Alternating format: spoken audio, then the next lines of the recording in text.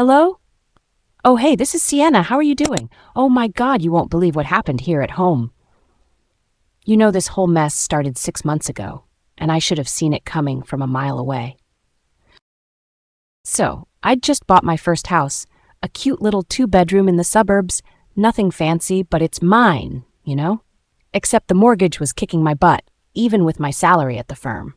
I figured, why not rent out the second bedroom? Extra income, help with bills, maybe make a new friend. Seemed like a win-win situation. Fast forward to our annual family dinner at my parents' place.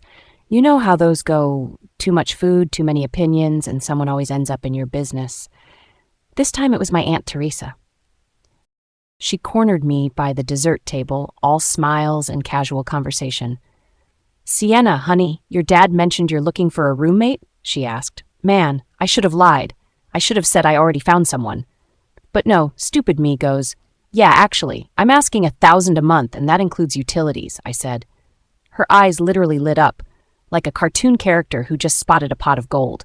"1,000? Oh, that's quite reasonable for the area," she said, pausing as she did that thing where she tilts her head and gives you the sweetest smile.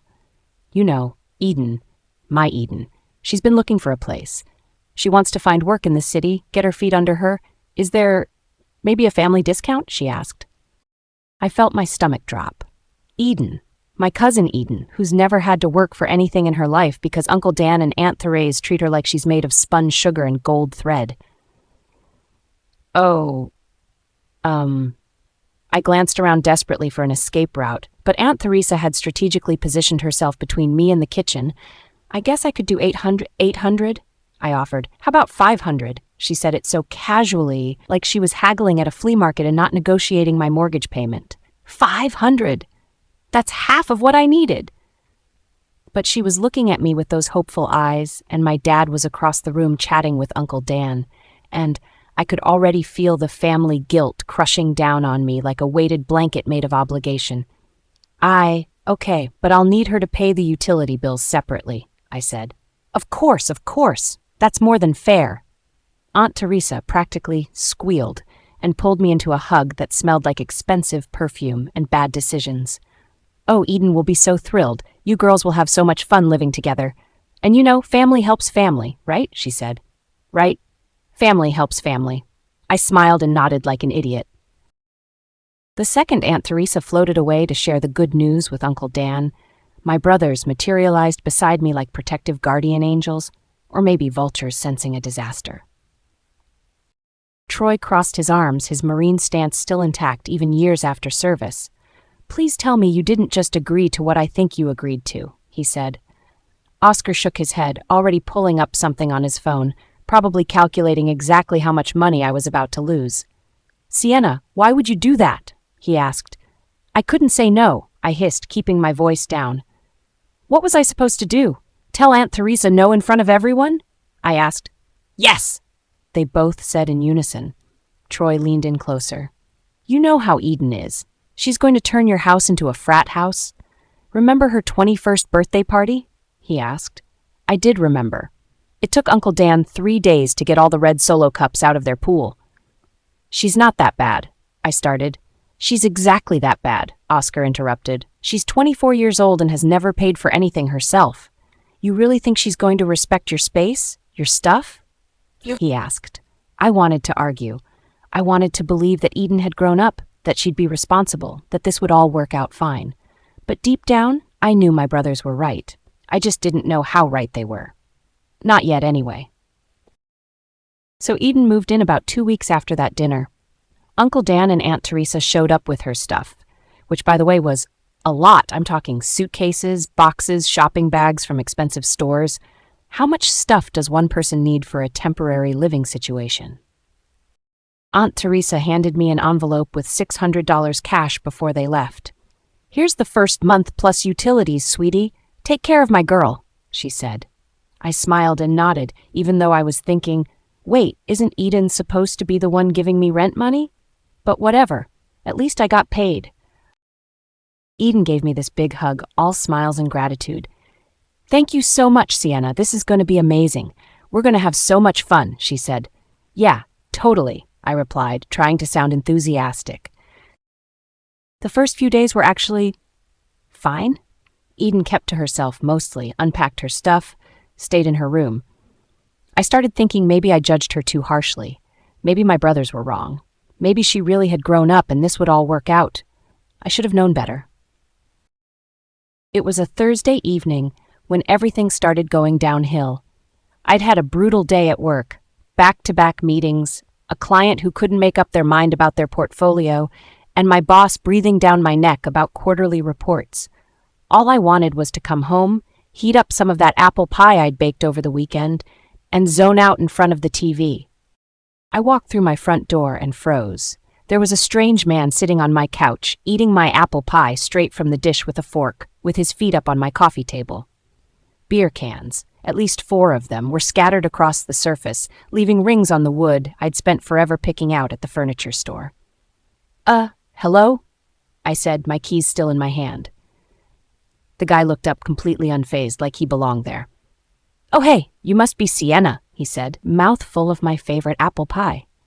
Before I could respond, Eden came bouncing out of her room wearing one of my cardigans, the cream-colored one I'd bought last month. Sienna, you're home! This is Desmond, my boyfriend, she announced cheerfully, like she was introducing me to a celebrity. I stared at the cardigan. Wait, that's my cardigan. Why are you wearing it? I asked. Oh, this. Eden looked down like she'd forgotten she had it on. I borrowed it. It's so cute. You don't mind, right? She said. I absolutely did mind, but before I could say anything, Desmond raised his beer can in a sort of casual salute. Hi, he said. I stood there, my brain trying to process what was happening. Your boyfriend, I repeated slowly. Yeah, I invited him to stay for a bit. Isn't that cool? Now you can get to know him. Eden said, beaming. Stay? Stay for a bit? I felt my eye twitch. Eden, can I talk to you for a second? In private? I asked, trying to keep my voice level. Sure, she skipped over to the kitchen, still wearing my cardigan. I followed her, setting my bag down with more force than necessary. Once we were out of earshot, I turned to face her. Okay, first of all, you need to ask before borrowing my clothes. That cardigan was expensive, I said. Oh, sorry. I'll give it back, she said casually, like it was no big deal. And second, why didn't you ask me before inviting someone to stay here? I asked. She blinked at me like I'd just spoken in another language. What do you mean? He's just visiting, she said. You said he's staying. That's different from visiting. And either way, this is my house. You need to ask me before you have people over, especially overnight guests, I explained, trying to sound reasonable even though I was screaming internally. Eden's face shifted, her smile fading into something that looked almost like annoyance. Sienna, come on. It's not that serious. Desmond is my boyfriend. What, am I supposed to ask permission every time I want to see him? She asked. If he's going to be staying here? Yes. That's literally how roommate situations work. We need to communicate, I said. She crossed her arms. You're being really uptight about this. I thought we were family. I thought family was supposed to be supportive, she said. And there it was, the family card. Already. I took a deep breath, counting to 5 in my head. Eden, I am being supportive. I gave you a place to live at half the price I was asking. But that doesn't mean there aren't boundaries. This is still my house, I said. Our house, she corrected. I pay rent, remember? She said. $500 that your mother gave me, I thought, but didn't say. Fine, our house, but that means we need to have rules, and rule number 1 is asking before having overnight guests. Can we agree on that? I asked. Eden rolled her eyes but nodded. Fine, whatever. Can I go back to my boyfriend now? She asked. Sure, I said.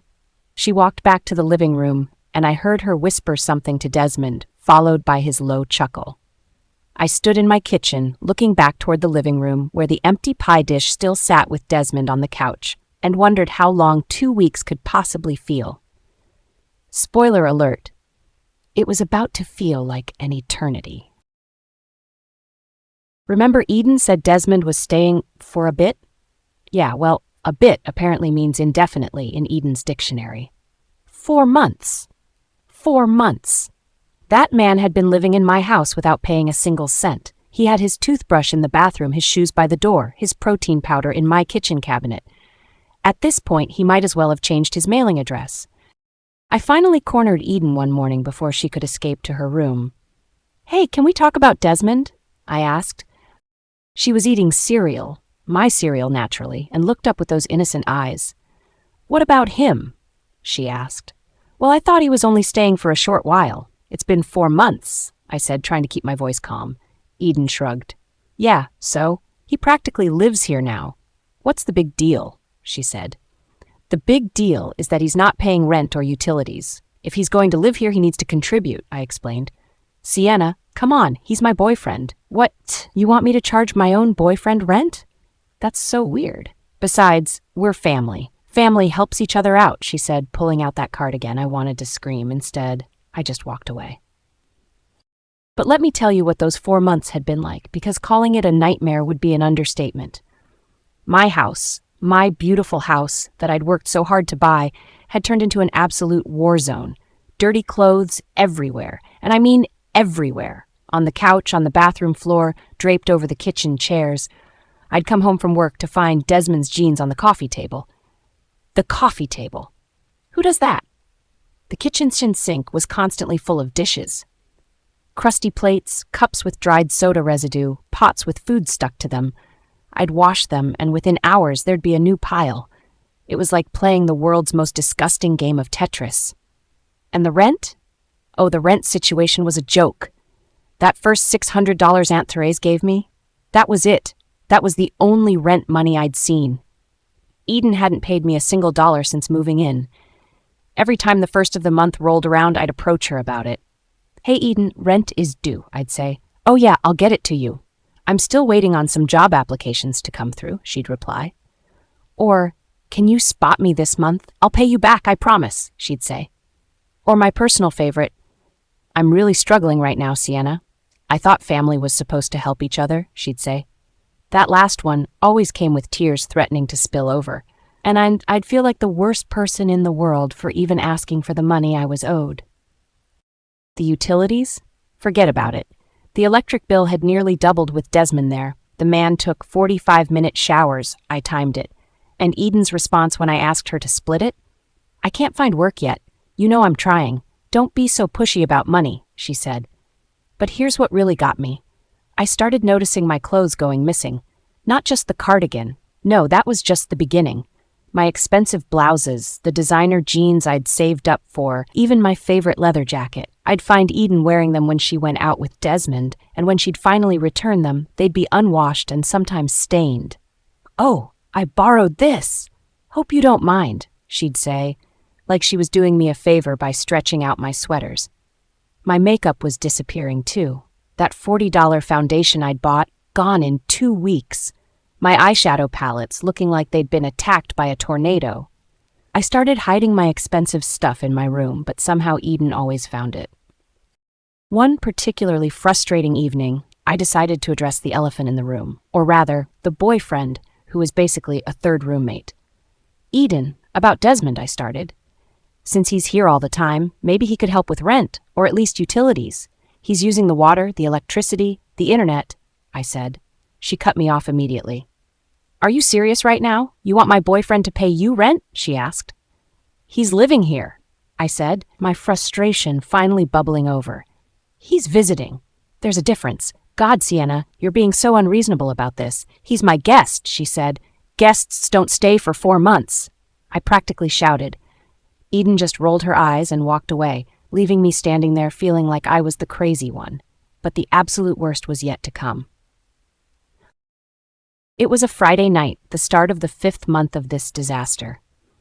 I'd had an exhausting week at work, and all I wanted was to come home, order some takeout, and watch mindless TV in my pajamas. I pulled into my driveway at around 8 p.m. and immediately noticed something was off. The lights in my house were all on, every single one. Music was thumping so loud I could hear it from outside, and there were cars parked along the street that I didn't recognize. My stomach dropped. I walked up to my front door, my own front door, and pushed it open, immediately having to squeeze past 2 people I'd never seen before who were standing in my entryway holding red cups. "Hey, are you Eden's cousin?" one of them asked cheerfully. I couldn't even respond. I just stood there, frozen, taking in the scene before me. My living room was packed with people. At least 20, maybe 30 people I didn't know, drinking, laughing, dancing. Someone had moved my furniture to make a makeshift dance floor. There were cups and bottles everywhere. Someone was doing shots on my kitchen counter. And there, in the middle of it all, was Eden, wearing another one of my dresses, the black one I'd been saving for a special occasion, with Desmond's arm around her waist, laughing like she didn't have a care in the world. I stood in the doorway of my own home, watching strangers trash the place I'd worked so hard to buy, and something inside me finally snapped. This had to end, and it had to end now. I backed out of my own house, my hands shaking as I pulled out my phone. I didn't even make it to my car before the tears started falling. I called Troy first. "Troy," I said, my voice cracking, "I need you." "What's wrong?" he asked immediately, his voice shifting into that protective big brother mode. "Eden, there's a party at my house. There are so many people, and she's wearing my dress, and I just can't do this anymore," I sobbed. "We're on our way. Call Oscar. I'm leaving now," he said, and I heard his keys jingling in the background. I called Oscar next, barely able to get the words out through my crying. His response was immediate. "I'm coming. Stay outside. Don't go back in there alone," he said. Then Oscar said something that almost made me laugh through my tears. "You know what? I'm calling Mom and Dad too. They need to see this," he said. 20 minutes later, 20 minutes of me sitting in my car, wiping my eyes and watching strangers come and go from my house, Troy's truck pulled up, followed by Oscar's car, and then my parents' SUV. Troy got out first, took one look at my tear-stained face, and his jaw clenched. "I told you so," he said, but his voice was gentle. "I know," I whispered. Oscar walked over and gave me a quick hug. "We tried to warn you. But hey, we're here now. Let's handle this," he said. My dad, Wesley, looked at the house with all its lights blazing and music blaring, then looked at me. "How long has this been going on?" he asked. 4 months of chaos, Dad. 4 months, I said. My mom, Daria, put her arm around me. "Okay, sweetie, let's go talk to your cousin," she said. We all walked up to the house together. My brothers went in first, and let me tell you, when Troy and Oscar walk into a room, people notice. Troy's got that military bearing, and Oscar's built like he could bench press a car. The music didn't stop, but conversations definitely did. Oscar immediately pulled out his phone and started recording. "What are you doing?" I whispered. "Documenting everything," he said quietly, keeping the camera steady as he panned across the room. "You know, Aunt Therese, the second this is over, she's going to tell everyone who will listen that her precious baby is the victim here. She'll make you the bad guy. We need proof of what really happened." Troy nodded in agreement. "Smart. Get everything. The mess, the party, everything." Well, I followed behind them with my parents, my heart pounding. I spotted Eden immediately, still in my black dress, drink in hand, laughing with some girls I'd never seen before. I walked straight up to her. "Eden," I said, my voice surprisingly steady now that my family was behind me. She turned around and her eyes widened when she saw me. "Oh, Sienna, you're home! Come join the party," she said, all fake enthusiasm. "Eden, I want my dress back." "Now," I said. Her smile faltered. "What? Come on, don't be like that," she started. "That's my dress. You didn't ask to borrow it. You didn't ask to throw a party in my house. I want everyone out, and I want my dress back," I said firmly. That's when Desmond appeared, pushing through the crowd. Whoa, what's going on here?" he asked. "Your girlfriend is wearing my dress without permission again, and there's a party in my house that I didn't approve," I said. Desmond laughed, actually laughed, and stepped closer to me. "Okay, you need to relax. Seriously, you're being so uptight right now. It's just a party. It's just a dress. Why are you being so mean to Eden? She's your family," he said. "Excuse me?" I asked, feeling my anger rising. "You heard me. You've been on her case since day one. She can't do anything without you getting all controlling about it. Just relax and stop being such a—" He started shouting. "That's enough," Troy's voice boomed from behind me. Desmond and Eden both froze. Their eyes went wide as they finally noticed my two very large, very angry-looking brothers standing behind me, along with my parents. The music had stopped at some point. The entire party had gone silent. Everyone was staring. Troy stepped forward, and even though he wasn't yelling, his voice carried across the entire room. You want to repeat that? You want to tell my sister to relax one more time? He asked. Desmond's face went pale. I didn't see you there, he stammered. Oscar moved to stand next to Troy, crossing his arms. Clearly. So let me make this very clear. This is Sienna's house, not yours, not Eden's, and you don't get to raise your voice at my sister in her own home.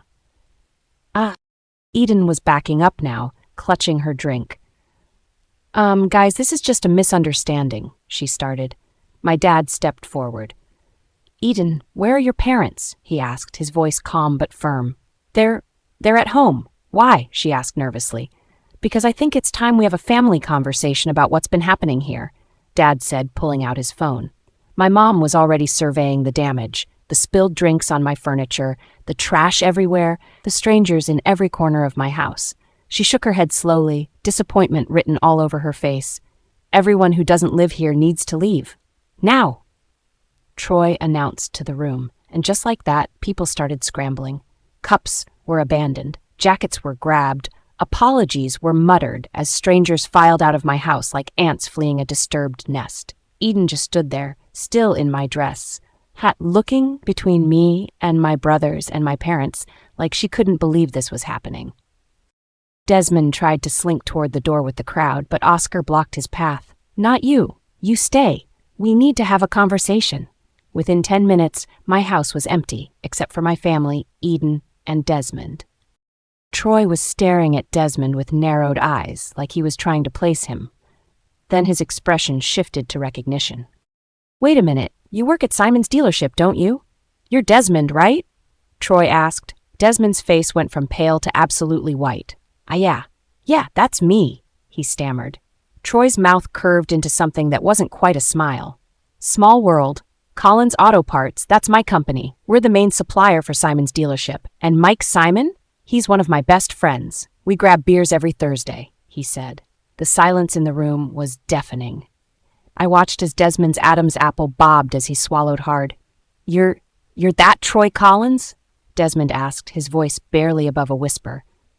That's right, Troy Collins, owner of Collins Auto Parts. Mike talks about me all the time, doesn't he? Troy said, crossing his arms. Desmond looked like he wanted the floor to swallow him whole. Yes, sir, he muttered. Sir, now there's a word I like to hear. Where was that respect when you were shouting at my sister a few minutes ago? Troy asked. Eden was looking between Troy and Desmond, finally starting to realize just how badly the situation had gone. Troy, come on, this is getting out of hand, she started. Oscar held up a hand.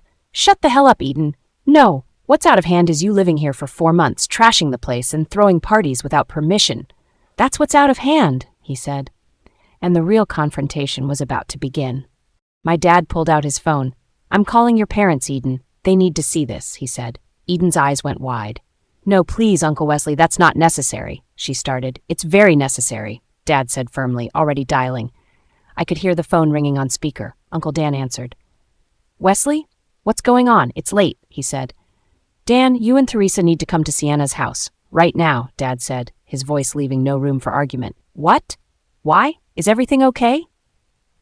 Aunt Theresa's voice came through in the background. No, everything is not okay. Get here, now, Dad said and hung up. The 20 minutes we waited for them to arrive were painfully awkward. Eden had finally taken off my dress and changed into her own clothes, handing it back to me without a word. Desmond sat on the couch, looking like he wanted to disappear.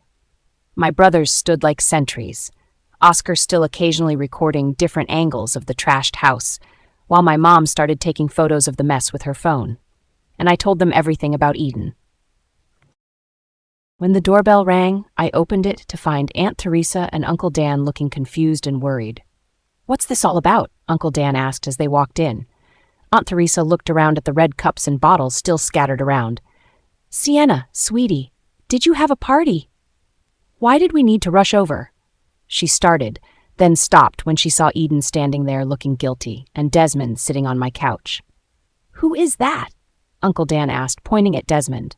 That's Desmond, Eden's boyfriend, I said quietly. Boyfriend? Aunt Theresa looked at Eden. Honey, you didn't tell us you had a boyfriend. Uncle Dan's face darkened. And who said he could be here? Wait, Aunt Theresa's eyes narrowed as she looked at Desmond more closely, then at all his stuff visible near the couch, his jacket, his shoes, his gym bag. Has he been staying here? Eden's face went red. Mom, Dad, I can explain. Oh my God, Eden, how long has he been living here? Uncle Dan asked, his voice rising. He hasn't been living here, Eden started. 4 months, I said. He's been here every single day for 4 months. He has his toothbrush in the bathroom, his clothes in her room, his food in my refrigerator. My dad stepped forward. Dan, Teresa, there's more you need to know. Sienna's been too nice to say anything, but Eden hasn't been paying rent.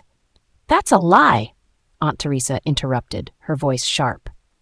We've been giving Eden money for rent every single month, right, Dan? Uncle Dan nodded. Yes, we gave her $600 for the first month, and we've been sending her $500 every month since then. She's been paying her rent. I felt my stomach drop. They'd been giving her the money. She just hadn't been giving it to me. Mom, Dad, I can explain. Eden started, her voice shaking. Oh, I'd love to hear this explanation, Oscar said, his phone still recording. Eden looked at me with tears in her eyes. I was going to pay you, Sienna, I swear. I just had some expenses, and I thought I could catch up. Expenses, I asked, my voice rising. What expenses? You've been living here practically for free. And let me tell you about those expenses, Oscar said, lowering his phone for a moment. She's been stealing Sienna's clothes, designer clothes, expensive makeup, food, everything. And her boyfriend, Troy gestured to Desmond, has been living here for 4 months without paying a single cent. Not for rent, not for utilities, nothing. He's been eating Sienna's food, taking 45-minute showers, using her internet, her electricity, everything. 4 months? Uncle Dan's voice boomed. Eden, is this true? You let your boyfriend move in without telling us? He didn't move in, Dad. He was just staying over a lot, Eden said weakly. Every single night for 4 months. That's called living here, I said. He has his stuff here, he showers here, he eats here, he sleeps here. Aunt Teresa opened her mouth to argue, but no words came out. And he's been eating Sienna's food? My mom asked, looking at Desmond with disgust. Using her utilities? Living here completely free? Yes, I said quietly. I'd buy groceries and they'd be gone in days. My electric bill doubled. My water bill tripled. Uncle Dan turned to look at Desmond, who was trying to make himself as small as possible on the couch. Young man, is this true? You've been living here for free? Desmond couldn't even look him in the eye. I mean, Eden said it was okay. Troy's voice was dangerously quiet. Let me get this straight. You've been living in my sister's house, eating her food, using her electricity, her water, her internet, for 4 months, and you haven't paid a single cent. I didn't think, Desmond started. No, you didn't think, Troy cut him off, taking a step closer. You didn't think about being a decent human being. You didn't think about respecting someone's home. You didn't think about contributing. You just took and took and took. Desmond was visibly shrinking under Troy's glare. I'm sorry. Oh, you're sorry now. Now that you've been caught. Now that you know I could make one phone call to Mike and you'd be looking for a new job, Troy said, his voice cold. The color drained from Desmond's face completely. My dad spoke up, and that's not even addressing the main issue. Eden owes Sienna 3 months of rent. That's $1,500 plus utilities, which Sienna, how much have utilities been? About $200 a month extra, I said quietly. So we're looking at over $2,000 that Eden owes her cousin, Dad said, looking directly at Uncle Dan. But we gave her the money, Uncle Dan said, his voice cracking. Every month we sent her money for rent. And she kept it, Oscar said flatly. She took money from you and never paid Sienna. That's theft, from both of you. Eden was sobbing now. I'm sorry. I'm so sorry. You're sorry you got caught, Troy said coldly. Aunt Teresa suddenly found her voice again. Sienna, you're overreacting. So Eden made some mistakes, so her boyfriend stayed over. You're being dramatic about this whole thing. She's your cousin. That's when my dad's voice cut through the room like a knife. Dan, control your wife. Uncle Dan looked at my dad, startled. Wesley, no, I'm serious. Control her or I will, Dad said, his voice deadly calm. Excuse me? Aunt Teresa turned to my father. How dare you speak to me like that? We've been helping Eden pay rent, and now you're all ganging up on her like she's some kind of criminal. She is a criminal, my mom suddenly shouted, making everyone jump. I'd never heard my mom yell like that. She took rent money from you and never paid Sienna. She's been stealing Sienna's clothes, her makeup, her food. She threw parties in Sienna's house without permission. And you want to defend her? Daria, you don't understand. Aunt Teresa started. No, you don't understand, Mom shot back. Your daughter has been taking advantage of our daughter for 4 months, and you're standing here defending her? This is ridiculous, Uncle Dan said, his voice rising to match everyone else's. Wesley, your daughter agreed to let Eden stay there. She signed up for a roommate who would pay rent and respect her space, not a freeloader with a leech of a boyfriend who moved in without permission, my dad yelled back. Troy and Oscar stood there, Oscar still recording everything. I'd never seen my dad yell at his brother like this. Never. The room erupted into chaos. Aunt Teresa was screaming at my mom about how ungrateful I was. Uncle Dan was shouting at my dad about overreacting. Eden was crying in the corner. Desmond looked like he was contemplating jumping out a window. Then my dad said something that made everyone go silent. Okay, fine. You know what, Dan? I expect you to pay me the $80,000 you owe me. Or else I will see you in court. The room went dead silent. You could hear a pin drop. Aunt Teresa's face went white. Wesley, you said we could take our time with that. That was before your daughter stole from mine, Dad said coldly. You have 2 weeks to come up with a payment plan or I'm calling my lawyer. And while we're at it, Eden owes Sienna $2,000 in back rent, plus utilities. Uncle Dan's mouth opened and closed like a fish. You can't be serious. Dead serious. You want to defend your daughter's behavior? Fine, but you'll do it while paying back every cent you owe this family, Dad said. The look on Aunt Teresa and Uncle Dan's faces was pure horror. They just realized exactly how badly they'd messed up. Eden was sobbing now. I'm sorry. I'm so sorry. Save it, I said quietly. I want you out of my house. Tomorrow. Tomorrow? Eden's eyes went wide. But I need time to pack. I have so much stuff. You should have thought about that before you threw a party in my house, I said firmly. Please, Sienna, can I have at least 2 more days? I can't pack everything by tomorrow. Eden begged, tears streaming down her face. I looked at my parents, uncertain. My mom sighed. 2 days, Eden. That's it. You and Desmond pack up your things and leave. And before we go tonight, you're cleaning up this mess, she said, gesturing to the cups and bottles everywhere. Thank you. Thank you. Eden started. Don't thank us, Dad said coldly. Just pack your things and go. Uncle Dan and Aunt Teresa stood there, looking defeated. We'll figure out the money, Uncle Dan said quietly. You do that, my dad said. And you'll start by paying Sienna what Eden owes her. That comes first. They left without another word. My dad turned to me. Sienna, if they give you any trouble, you call us immediately. Understand? I will, Dad, I said. After making Eden and Desmond start cleaning up the mess, at least picking up the cups and bottles, my parents finally left. Troy and Oscar gave me long hugs before heading out. 2 days. That's it, Troy reminded Eden before walking out the door. But the next 2 days were going to be interesting. Very interesting. The second the door closed behind my family, the atmosphere in the house shifted. I went to my room, exhausted from the emotional roller coaster of the evening. I could hear Eden and Desmond talking in hushed voices in the living room, but I didn't care. I just wanted this nightmare to be over. About 20 minutes later, there was a knock on my bedroom door. What? I called out. Eden opened the door, her eyes red from crying.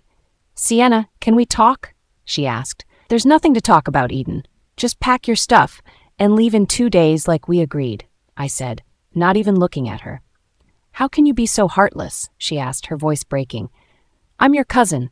We grew up together. And you're just throwing me out like I'm garbage? I sat up and stared at her. Are you serious right now? I made some mistakes, okay? But everyone makes mistakes. You didn't have to humiliate me in front of everyone like that. You didn't have to call your brothers and make them threaten Desmond, she said. Before I could respond, Desmond appeared behind her. She's right, you know. You're an awful person. Eden needed help, and you turned it into this huge drama. All because of what? Some rent money?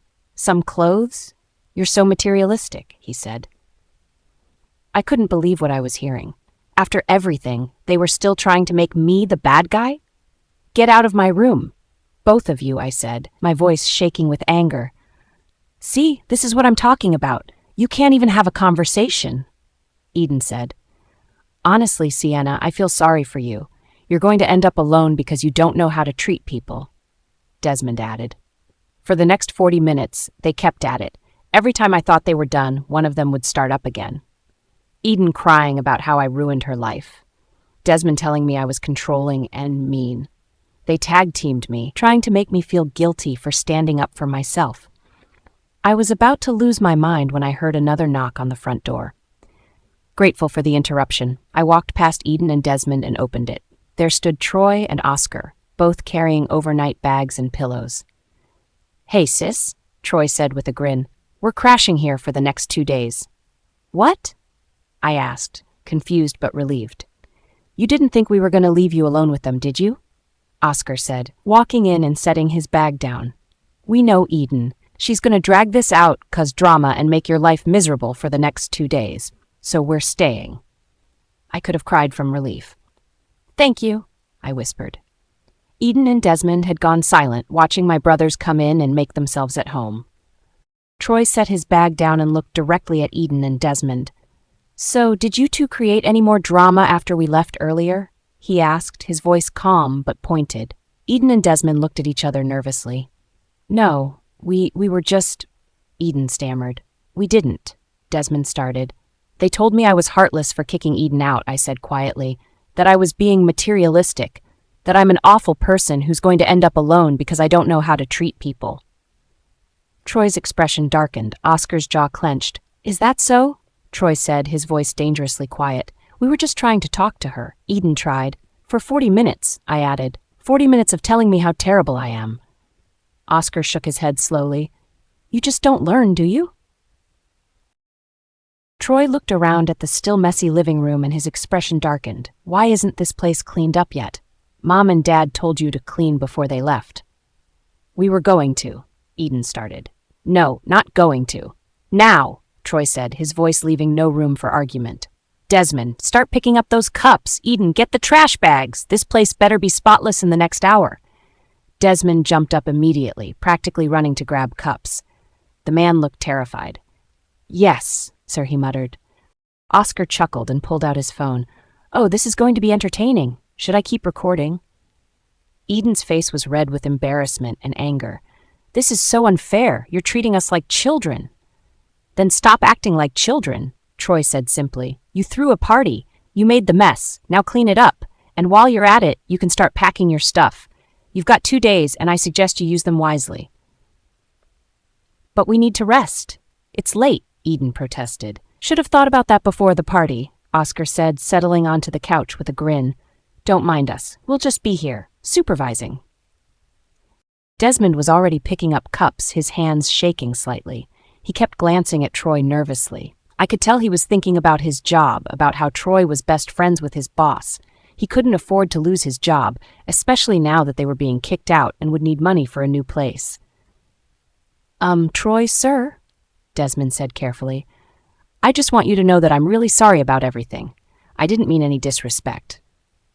Save it, Troy said. Not even looking at him. Just clean. Eden tried one more time.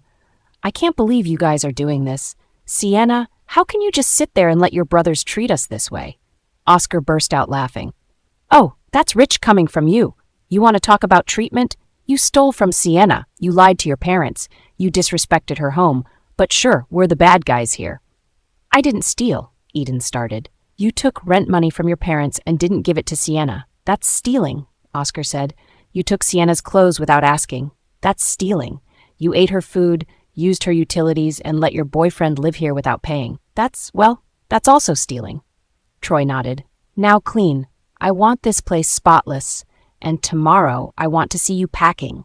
No more drama, no more excuses. Just pack your things and get ready to leave. For the first time in 4 months, I felt safe in my own home. My brothers settled in, Troy taking the couch and Oscar setting up an air mattress. Every time Eden or Desmond tried to start up with the guilt trips or complaints, one of my brothers would shut it down immediately. It was going to be a long 2 days, but at least I wasn't facing it alone anymore. So you're probably wondering what happened after all that drama, right? Well, buckle up, because the aftermath was almost as entertaining as the confrontation itself. Eden and Desmond actually left on time, mostly because Troy stood there watching them pack every single item, and Oscar documented the condition of the house as they left. They couldn't exactly drag their feet with my brothers breathing down their necks. When Eden showed up at her parents' house with all her stuff, Uncle Dan was already furious. He'd had 2 days to stew about everything that had happened, and he was not happy. But when Eden walked through the door with Desmond trailing behind her with his own bags, oh, Dad told me Uncle Dan absolutely lost it. "What is he doing here?" Uncle Dan had apparently shouted. "He doesn't have anywhere else to go." Eden had cried, "That's not my problem. He's been freeloading off your cousin for 3 months, and now he thinks he can freeload off me?" Uncle Dan had yelled back. Even Aunt Theresa, who usually defended Eden no matter what, stood there with her mouth hanging open when she saw Desmond unpacking his stuff in their guest room, like he belonged there. "Eden, honey, we didn't agree to this," Aunt Theresa had said, her voice strained. But of course, Eden cried and begged, and eventually they let him stay. With conditions, though. Uncle Dan demanded that Desmond pay rent, $500 a month. The same amount Eden was supposed to have been paying me but never did. Oh, the irony. A few days after Eden moved out, Uncle Dan called my dad. I wasn't there for the conversation, but Dad told me about it later. "Wesley, about the money," Uncle Dan had started. "We can pay Sienna back for the rent Eden owes, but the $80,000, we can't do it right away. We need time." My dad, to his credit, didn't back down. "You have 6 months, Dan. 6 months to pay it back in full, or we take this to court. No more extensions, no more excuses." Uncle Dan had agreed. He didn't have much choice. They paid me back the $2,000 Eden owed me within a week. I think Uncle Dan was so embarrassed and angry about the whole situation that he wanted to get at least that off his conscience. But here's where it gets really good. About a week after everything went down, my phone started blowing up. And I mean blowing up. The family group chat was going absolutely crazy. Apparently, Aunt Theresa had been calling every single family member, aunts, uncles, cousins, even distant relatives nobody had talked to in years, telling them her version of what happened. And surprise, surprise, in her version, I was the villain. According to Aunt Theresa's story, I had cruelly kicked out poor Eden, who was just trying to find her footing. I was materialistic and heartless for demanding rent. I had humiliated Eden by calling the whole family over, and I was holding a grudge over a few borrowed items of clothing. No mention of the stolen rent money, no mention of Desmond living there for free, no mention of the party or the trashed house, just poor, sweet, innocent Eden being victimized by her mean cousin Sienna. My phone was buzzing with messages from relatives I barely knew, asking me, "How could you do that to family? And Eden is going through a hard time. Couldn't you be more understanding?" I was sitting there staring at my phone in disbelief when Oscar called me. "Don't respond to any of those messages," he said immediately. "Oscar, they think I'm some kind of monster." I said, "Not for long. I'm sending the video to the family chat right now," he said, and I could hear the smile in his voice. "Wait, what?" "Just watch," he said and hung up. I opened the family group chat and watched as Oscar uploaded not just one video, but multiple clips.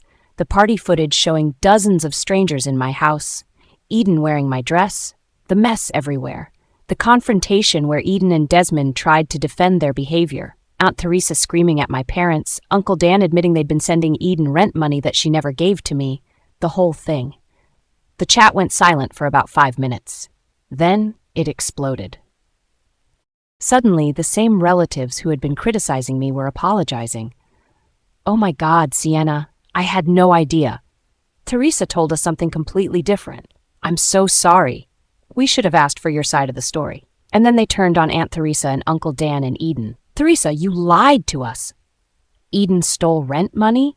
And you knew about it? There was a boyfriend living there for free? You mean Sienna let Eden stay at a discount and this is how she was repaid?" Even the most dramatic aunties, the ones who usually loved gossip and taking sides, were appalled. This wasn't just family drama anymore. This was theft, lying, and complete disrespect. Aunt Theresa tried to backtrack, saying the videos were taken out of context and edited to make Eden look bad. But Oscar had posted full, unedited clips. There was no way to spin it. The family group chat is still awkward to this day. Most relatives have stopped talking to Uncle Dan and Aunt Teresa altogether. Some of them have reached out to me privately to apologize for believing Aunt Teresa's version without asking me first. As for my parents, Dad made it crystal clear to Uncle Dan that he was done helping them financially.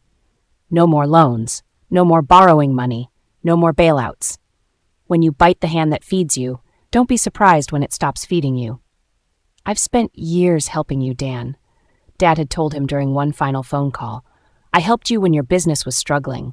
I helped you with Eden's college tuition. I helped you buy your house. And this is how you repay me? By letting your daughter steal from mine and then defending her? We're done. Uncle Dan apparently didn't even argue. What could he say?